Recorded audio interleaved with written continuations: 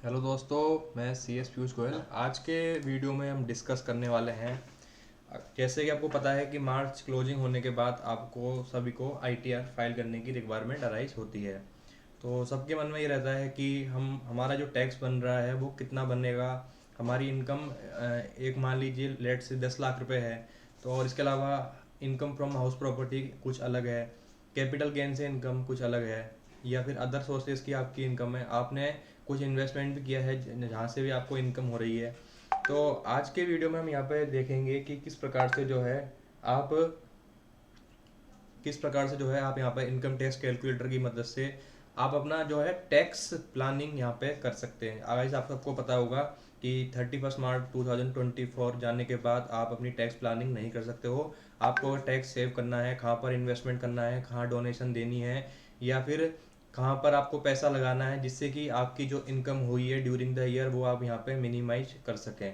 तो complete video में आपको बताऊंगा क्विक प्रैक्टिकल प्रोसेस कि किस प्रकार से जो है आप अपने इनकम टैक्स को कैलकुलेट कर सकते हो, और अभी यहाँ पे डिसाइड भी कर सकते हो कि किस प्रकार से जो है आप यहाँ पर अपनी जो इनकम टैक्स लाइबिलिटी है वो यहाँ पे निकाल सकते हो।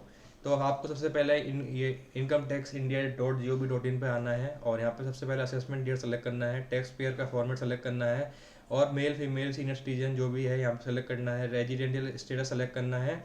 इसके अलावा इनकम फ्रॉम सैलरी जो भी है आपकी, वो यहाँ पे अगर आप सैलरीड पर्सन है तो आप यहाँ पर आपको इनकम फ्रॉम सैलरी डालनी होगी। हाउस प्रॉपर्टी से इनकम है तो वो यहाँ पे आप डाल सकते हैं। ठीक है गाइस, कैपिटल गेन से इनकम में तो यानी जितने भी 5 हेड्स होते हैं आपको पता है इनकम टैक्स के अंदर जहाँ पर आपकी इनकम अराइज होती है, तो उनमें से आप यहाँ पे इनकम जो भी हुई है वो यहाँ पे डाल सकते हैं। और इसके अलावा जहाँ जहाँ आपने इन्वेस्टमेंट किया है वो उसके लिए यहाँ पे आप डिडक्शन डाल सकते हैं। तो आपका जो टैक्स है वो यहाँ ऑटोमेटिकली ये सॉफ्टवेयर कैलकुलेट करके बता देगा।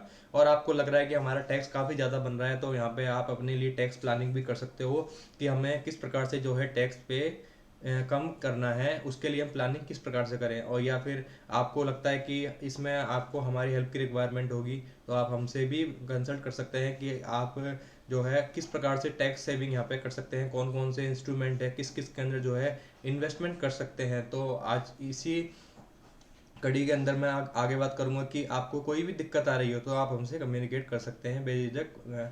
और यहाँ पर आप जो है आपकी टैक्स लाइबिलिटी यहाँ पे आ जाएगी। फिर भी आप गाइस आपको कोई दिक्कत आ रही है तो आप हमसे बेझिझक कांटेक्ट कर सकते हैं। Thank you guys.